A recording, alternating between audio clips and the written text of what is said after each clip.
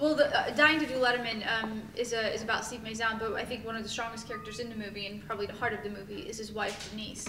And she, you know, well, the movie's done playing now, so I'm just going to give it away. You'll forget by the time it comes back around. She was dating him for about 6 months when she found out that he might only have 5 years to live. And she made the incredible, brave decision to continue loving him and to marry him and to dedicate, you know, her life to the rest of his life. And I don't, you know, I think it brings up an interesting point of whether or not, you know, would you do that? You know, Steve himself says, I don't know if I could have done that. But she is as strong as you would imagine. She has started the business from scratch that is booming. She, you know, she's one of the strongest females that I know. So I think that that's an interesting love story that's within our film. I think as a documentary producer, I just did a pilot for MTV, and, you know, obviously, who watches MTV? It's 15-year-old girls. So, you know, we found this world that has a lot of strong boys, but we needed strong female characters in there as well. And these are kids aged 20 to 24, and it was very hard for us to find strong females in that age range in that area. So I do think something is coming up in terms of the raising of females.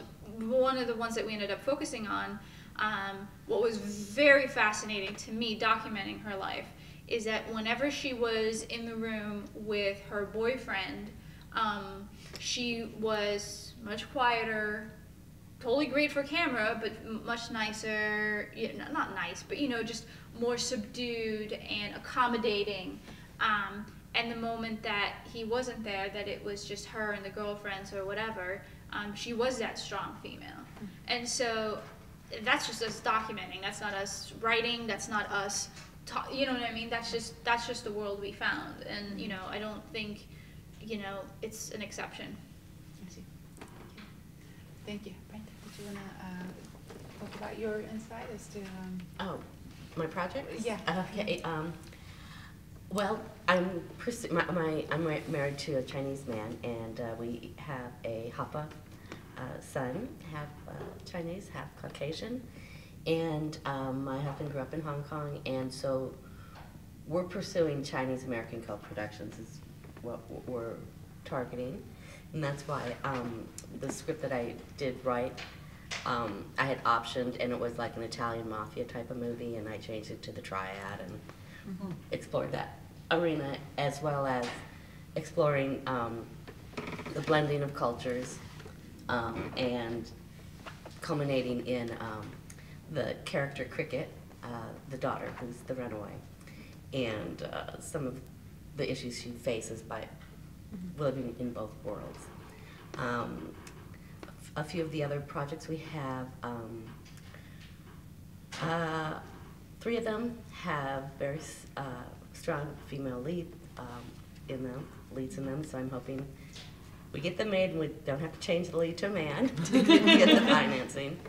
And that's my passion, and this is our first project, my husband and I together, and like I said, I had, you know, 2 female leads, and my main producer was a man.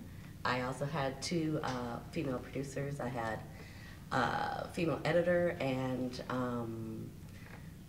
even the people that, like our sound people and everything, and everybody who interned were female. So I really tried to focus on empowering women and having them help me with this project. So one project at a time is all I can say.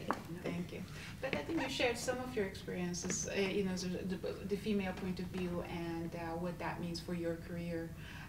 Did you want to add to that, or You know, I'm one of the lucky ones, so I don't want to sound like I'm complaining, but it really, there is a reality out there that it is very difficult for women.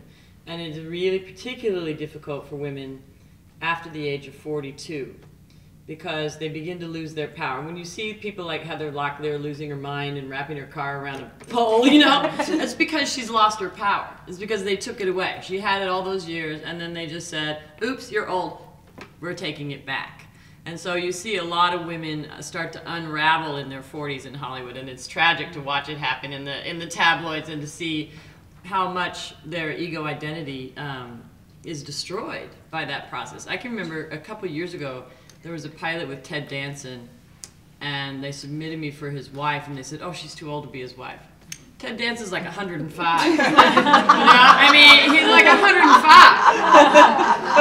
I was like, I'm too old to be Ted Danson's wife? His wife is 15 years older than me.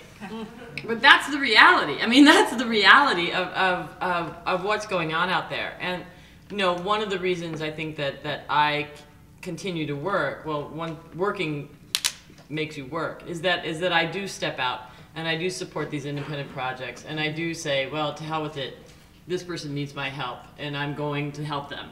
Because you can't make like both of the films I did, Fly Away and 818, I mean, I'm in every frame of both movies.